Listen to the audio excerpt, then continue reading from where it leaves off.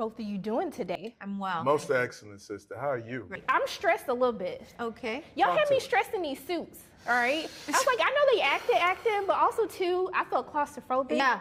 So can we talk about That's that? so funny that you say that, because when they told me I was gonna be in the suit, Yeah. I was super nervous because I do not like being trapped. Okay. And if they were gonna have to like close me in it, I knew that I was gonna have anxiety, and I was Yeah. like, "How is this?" And they were like, "Well, no, the glass in the front won't be there because the cameras Right. have to be there." And I was like, "Okay, we're good. You're okay. we're Okay, good." so we weren't like totally boxed I know, in. but I was nervous about that. No issues with heights, like Super. because we have to like they have The to height lift us thing up. wasn't there. bad. You're cool with I that. was like, and they were like, "Be careful." I'm like, "Oh, come on, let's Yeah. just lower the Yeah, thing yeah, down, yeah, lower yeah, it up." It was fine. Okay. But I'm the same way with the trapness.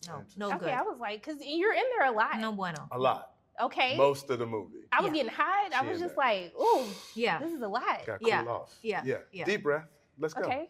But then it took me to therapy, okay? It did, okay? It was giving me action in therapy. And one of the things that I love about this movie and with your character is something that really almost broke my heart is like people disappoint me, you know?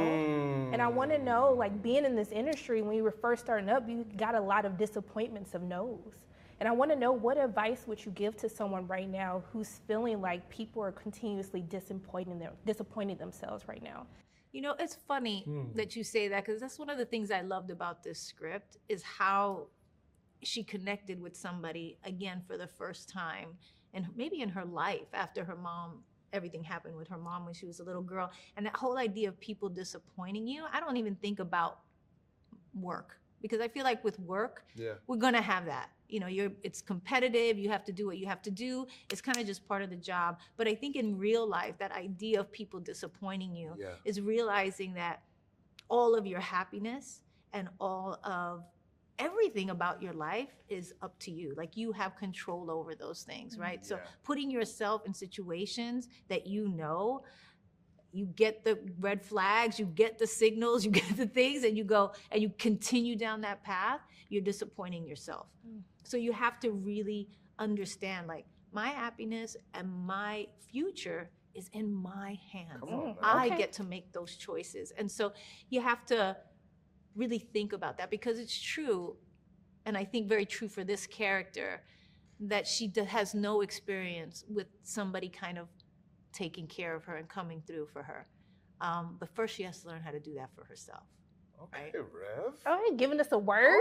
Okay, Give us Rev. follow it up. Follow it up. Give me something. That I mean, she took bars. That Okay. was That was drop the it. mic. Exactly, because waiting for external validation that you don't know will come or won't come or whatever, Right. you have to be able to validate yourself. Because Absolutely. I think in the midst of things, possibly early in careers, when you hear no's, you have to have an internal yes that's louder than that. Yeah, Yeah, that's it. 100%. Okay, Pastor. Come on. And he took it to the professional side, which that was perfect. Yeah. Yes. Look, I wish I had more time, because then we could talk about learning how to ask for help. But it's okay. It's my time now, okay? I told y'all I went to therapy. Y'all thought I was playing. Look, I just want to thank you both so much. Thank you for taking time out of your day to speak with me. I appreciate the both of you. Thank And you. nothing but love and light both your ways. Thank I you hope so have a great much. day. Same for Received you. and And- reciprocated. Okay, I'm gonna receive it back. Okay. Come on, sis. Yeah. I got How it. y'all doing today? Good. I'm so good. I love your nails. Thank you. Look, I'm scared of you. Me? Yes.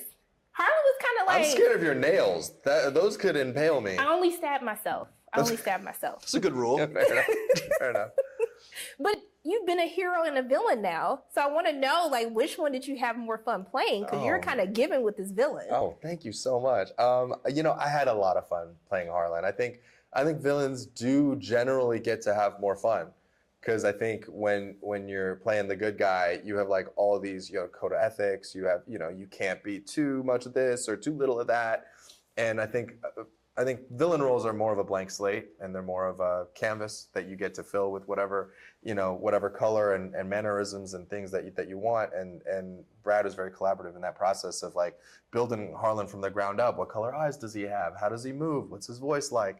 And it's really fun for an actor to just get to do that for something that's so like not human and completely just kind of different. So yeah, I appreciate that you enjoyed him. It's like Harlan's voice is way too calm to have killed as many people. It's just a very calmness that kind of scared me. So. Yeah. I always thought like he was still, no matter what, his programming was always to service humanity. and to be a friendly presence. And so, you know, it's like even when he's saying the most evil things, it's still bound by his programming to like sound a certain way. I thought that would be unsettling and fun. Yeah, very unsettling. I like the fact that you can't pin him down. You don't really know how he's feeling, if he's feeling, what he means, because half the stuff he says is the most evil stuff you've ever heard. But like you said, he's saying it in the nicest way possible. So it's very hard. And by the way, the people that I've known in real life that are the scariest say the least. You can't pin them down, you know, like, and that's one of the things I loved about what he delivered with the villain. You always got to watch out for the quiet people. 100%. Those are people you got to keep an eye out for. Yeah, you do. But I mean, I love how the world is kind of brought to life, you know, from just the setting that we find, you know, to LA, to being on this planet, also too with the ARC suits. Can you talk about really bringing this vision of what the future world would look like with AI? Yeah, I mean, I am very much a science fiction fantasy nerd. And I remember still one of my first theatrical experiences was Return of the Jedi. And the trailer for Return of the Jedi, though a lot of people probably don't remember the trailer for Return of the Jedi, it had space, it had desert, it had forest, and then it had inside the Death Star. And as a kid, when I saw those 4 different places, now you got to think like, generally speaking, science fiction was, you're on an ice planet. The movie happens. That was the first time I remember going, oh my, we're going to all these places in this one movie? So that stuck with me for my entire life. So when I came in and I talked to the studio about making this movie, they were like, well, what's the planet like? And I'm like, it's like everything. We're going to go in every ecosystem I can come up with because I want to be able to explore this opportunity. And so I really drew on, my biggest inspiration is probably James Cameron, because as a Canadian growing up, you know, I was 13 when Terminator 2 came out. I remember going to Subway and getting a Terminator 2 cup. Like that, being a 13-year-old in rural Canada and knowing that this guy is a Canadian who came from a rural Canada and made that movie, you can't, as a human being, not be affected by that. So a part of my inspiration is, you know, it's giving the audience an experience I had as a child in a way.